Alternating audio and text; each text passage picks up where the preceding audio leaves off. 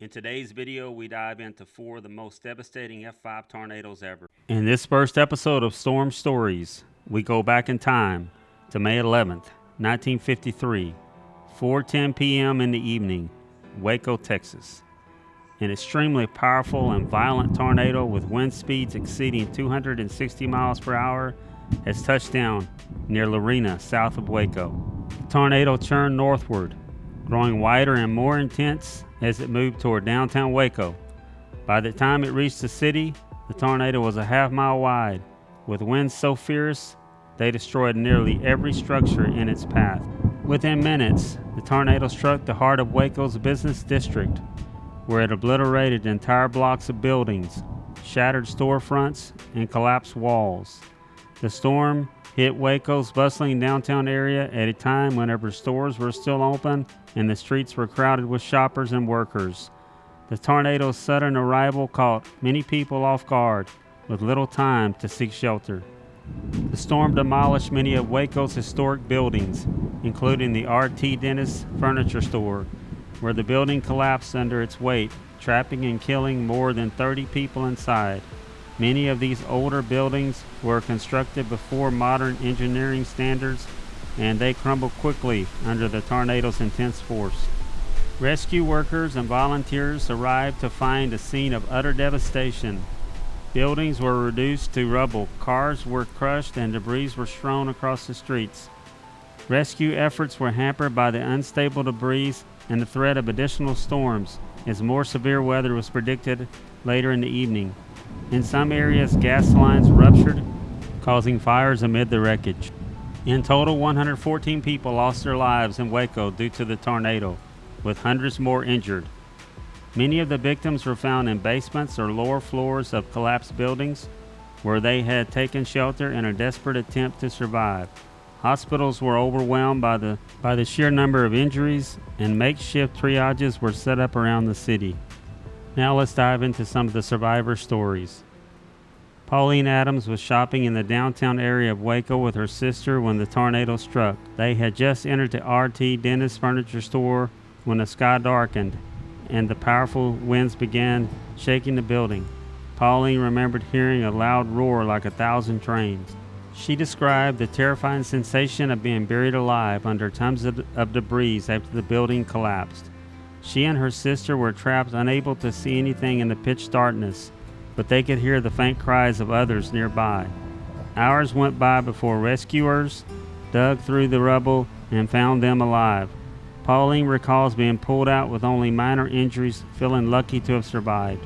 Joe and Betty Brown were newlyweds living in Waco when the tornado struck. They had taken shelter in their basement, feeling the floor above them shake violently. Joe described holding on to Betty as the storm seemed to tear their home apart from the inside out. After the tornado passed, they emerged from their shelter to find their neighborhood unrecognizable, and many homes in their community were completely destroyed. The Browns were unhurt, but many of their friends were injured or killed. Joe would later say that he never seen anything like it and never wanted to see it again. Another survivor, James Donahue, a 16-year-old high school student, was downtown near the Plaza Theater when the tornado hit.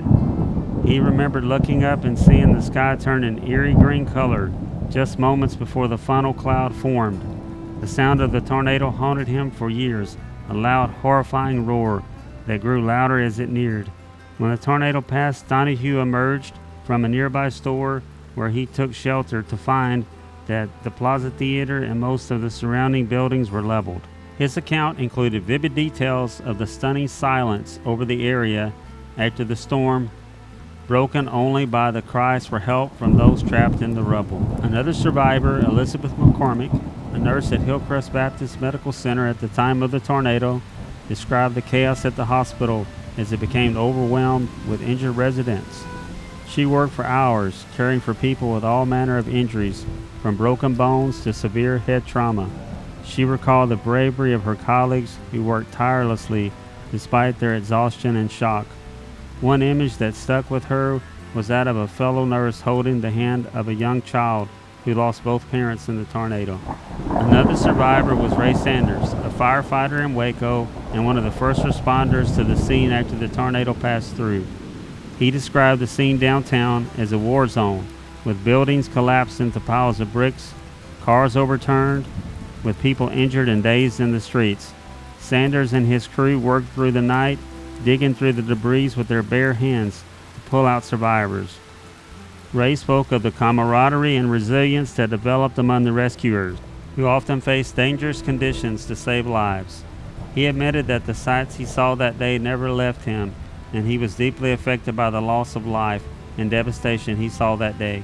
In the aftermath of the Waco tornado, survivors, responders, and the entire Waco community faced a long road to recovery, with stories of bravery, tragedy, and resilience passed down for generations. This concludes our coverage of the Waco tornado.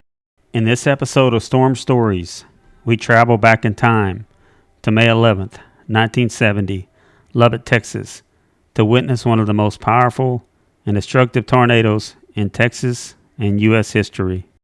The skies during the afternoon were clear and dry on May 11th, 1970, giving a false sense of calm that would be shattered later that night by a powerful F5 multi-vortex tornado. One of the ingredients that led to this disaster was a dry line that moved in from the west. When this dry air collided with the rich moisture plume from the Gulf of Mexico after 6:30 p.m., it lit the fuse on an atmospheric explosion that went off after 9 p.m. later that night. The tornado touched down southwest of Lubbock around 9:35 p.m., traveling for 8.5 miles, causing a path of destruction across 25% of the city, with the twister lifting near the Lubbock Municipal Airport. There were 26 fatalities, with numerous injuries, ranging from 500 up to 2,000 casualties, with 1,500 treated for injuries and 95 being hospitalized. Many of the injuries were caused by broken glass in the downtown area. Downtown Lubbock was heavily impacted by the tornado, with skyscrapers and buildings bearing the brunt of the violent winds. 80% of the plate glass windows were shattered in the downtown district. The tornado's outer circulation struck the Great Plains Life building, distorting the frame counterclockwise and disabling 3 of the building's 4 elevators. The twisting of the building caused severe cracks in the stairwell. Bricks were also stripped from the building and windows were blown out. There were around 30 people in the building when the tornado hit. They took shelter in the lobby. As the tornado passed near the 15-story First National Bank and Pioneer Natural Gas building, they were largely leveled. One Greyhound bus was hurled onto a downtown building by the tornado. The steel frames of 2 buildings at the Newsom Living Center were contorted by the tornado. One of the buildings was destroyed and the other was severely damaged. After the tornado reached the intersection of University Avenue and 4th Street, it looped eastward and intensified, becoming increasingly destructive. Student housing in the Overton area of Lubbock was particularly hard hit by the severe damage, requiring the demolition of the building. The University Arms Apartments on 5th Street and University Avenue received moderate damage. The Arnett-Benson subdivision received significant damage. Roofs were damaged and tree limbs were torn near the Clovis Highway. After clearing the downtown area, the tornado tracked northeast along U.S. Highway 87. Significant residential damage was located just north of 4th Street. The tornado inflicted considerable damage to the homes near the Lincoln Country Club. The tornado then tracked across the Lubbock Municipal Airport, damaging hangars and buildings. Airplanes were strewn across the tarmac by the powerful winds. Roughly 100 planes were destroyed by the tornado, both inside and outside the hangars. Another small military aircraft being irreparably damaged. Now let's listen to some interviews with survivors of the tornado. Here's an interview with Ronald Hill. I was stationed in Lubbock with the DPS in September of 1968. We lived a mile east and north of Waco. I worked an early shift that morning and was home in the middle of the afternoon when I heard the sounds of hail hitting the ground. I looked out to see hailstones the size of softballs. I had picked up a new state car in Austin a week earlier, and since I didn't want to drive a hail-damaged car for 2 or 3 years, I drove it to the co-op gym at ACUB and parked it under the suction shed. Then I noticed how dark the clouds were gathering to the southwest. About 8 p.m., I went home and put on a uniform because it looked things were about to get rough. I was on Farm Road 789, about a mile north of where we lived, and I watched the lights of eastern and northeastern Lubbock just disappear. Another patrolman, Joey Sherman, was on Farm Road 400 to my west when Lubbock DPS went off the air in mid-broadcast. Joey asked, "What happened to Lubbock?" And all I could answer was, "They must have lost power." Lubbock came back on with orders from Major Charlie Bell for all units to report to Lubbock, saying it had been hit by the tornado. My first assignment was to turn all traffic south and west of the intersection at University and 19th. A Civil Air Patrol pulled up and asked if I needed help. I said yes. Then a carload of teenage boys also asked if we needed help, and we asked them if they could direct traffic. They said yes if we could teach them. They saved our necks that night. After seeing all the destruction that night and the following days, it made me realize that everything we work hard for can be wiped out in a matter of seconds. Another survivor story was that of Linda Schaefer. I was a senior at Texas Tech University. I landed at the Lubbock Airport about 5 p.m. the afternoon of May 11th. As we were flying in, I could see the huge thundercloud with a strange yellow hue towering above the plane. As I stepped on the stairs, I was blown into the rail. The wind was blowing so hard. I found myself stranded at the airport because I could not get my ride on the phone. I ended up calling a friend who picked me up after she got off work. As we were on the highway going toward the Tech campus, it started hailing. We pulled off the road and found shelter under the country club awning. After about 30 minutes, we continued on Mesa Drive to the intersection of Highway 289 and 87 to Avenue Q, then west on 4th Street at about 4th and Avenue T. It started raining so hard it was hard to see. We followed the taillights of a car and turned off 4th onto Avenue U. We parked on the east side of a dumpster in the parking lot of an Ozarka bottled water business and warehouse. The rain stopped, but the wind was blowing so hard I could not open the passenger side door. We sat in the car for about 10 minutes when I had the urgency to get out of the car. I talked my friend into getting out of the car and we started running. We ran down an alley. A garage door to a warehouse was open. We ran in and were greeted by two men. They led us to an office where one of the men's wife and two preschool children were. The wind had pretty much died down, so my friend decided to walk over to a huge plate glass window to check on her car. When she was about 8 feet from the window, all hell broke loose. There was an exploding sound combined with breaking glass. I immediately dropped to the floor with my knees and legs tucked under me and my arms and hands protecting my head. A ceiling tile fell on me not long after that explosion. I got up and ran with everyone else to take shelter in the hall, with two large ceiling tiles over us. It sounded like a freight train outside. When it was clear the tornado was over, we emerged from the shelter.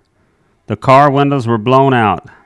The dumpster we parked by was in the middle of the intersection of 4th and Avenue U. The gas station the warehouse was behind wasn't there. The outside walls of the office that created the hall we were in were destroyed, and the roof was gone.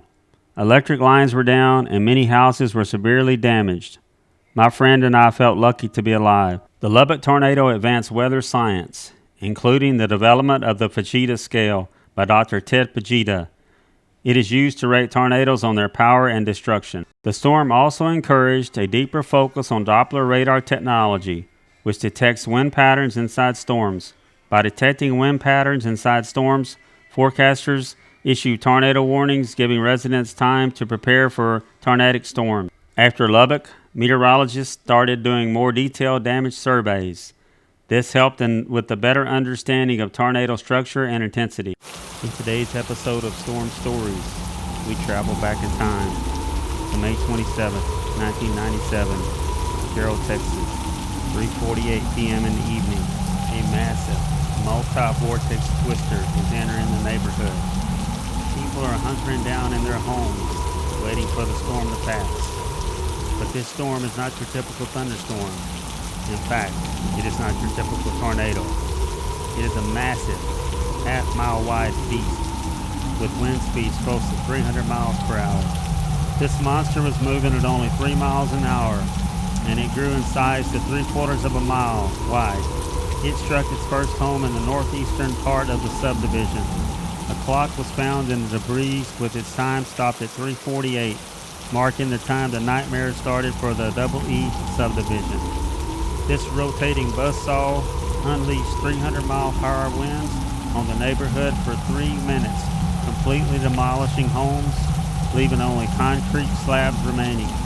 Unfortunately, when the carnage was done, 27 people lost their lives, including 5 members of the Igo family, 4 members of the Moring family, and 3 members of the Smith family.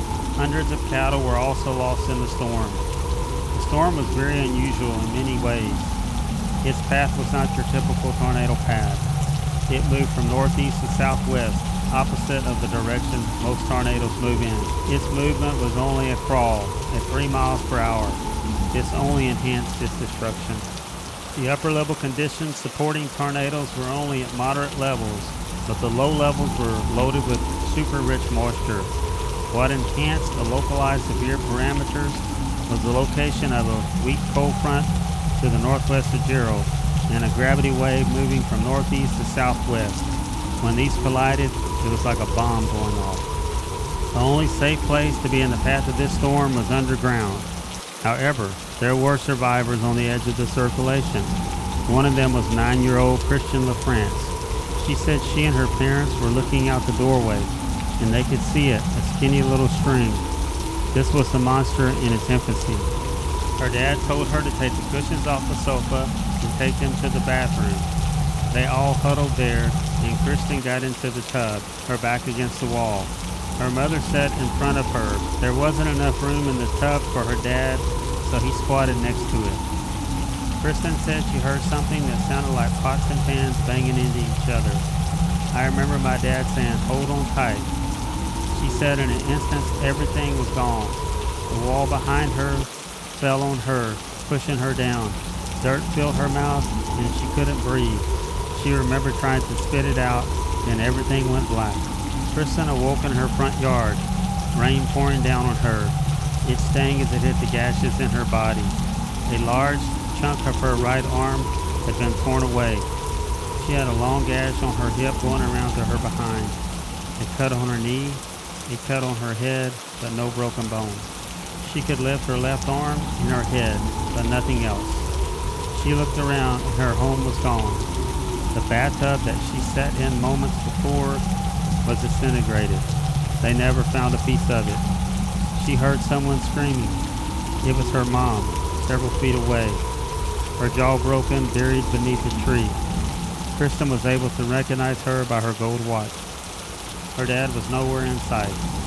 She learned later he died. Her aunt identified him looking at a Polaroid photo. Kristen and her mom were taken to the hospital. She spent a month in recovery.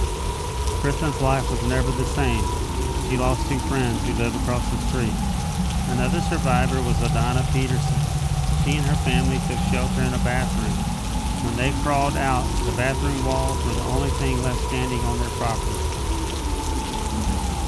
The survivors of the Jarrell tornado and the Jarrell community at large rebuilt their neighborhood, but the scars remain, because nothing can bring back the people who lost their lives in this awful storm. This concludes this episode of Storm Stories about the Jarrell tornado. If you like weather-related content, please like and subscribe. April 3rd, 1974, Tanner, Alabama. This day will go down in history for this small Alabama town, because it will be hit by not one, but 2 massive F5 stovepipe tornadoes within a 30-minute period, causing loss of life and extreme destruction. The first F5 tornado to strike touched down at 6:30 p.m. in Lawrence County, Alabama, and ended 90 minutes later in Madison County, Alabama, killing 28 people. The tornado first touched down near the small community of South Hope and then tracked into Mount Moriah, where it rapidly intensified and swept homes and fleeing vehicles away, killing a family of 6. Further along the track, many homes were swept away and a water pump was completely pulled out of a warehouse along SR 157. In one case, the destruction was so complete that The largest piece left over from a destroyed house was a bed spring. The tornado then caused additional destruction in rural areas near Hillsboro and Trinity. It crossed the Tennessee River in Limestone County as a large waterspout tornado. It flattened a 3/4 mile wide stretch of trees on the opposite bank. Ground scouring occurred in this area as reddish soil was sucked up and plastered against trees. The storm then slammed into Tanner, where many homes were destroyed. Vehicles were tossed around and trees were debarked. Lawson's trailer park sustained major damage. The tornado then continued into Madison County and struck the Capshaw and Harvest area. While rescue efforts were underway to look for people buried under the rubble, few were aware that a second violent tornado would strike the area. The path of the second tornado that formed at 7:35 p.m. was 83 miles in length. Like the first tornado, it also had a peak width of half a mile. The storm formed along the Tennessee River less than a mile from the earlier storm. The second tornado was even more powerful, with wind speeds over 300 miles per hour. The double tragedy was shocking. Some people had barely made it out of the first storm, only to find themselves trapped by the second.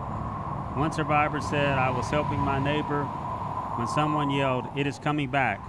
I couldn't believe it. I ran as fast as I could, but I could feel the ground shake behind me." 16 people were killed by the second tornado. This concludes the story of the Tanner tornadoes. If you like weather-related content, please like and subscribe.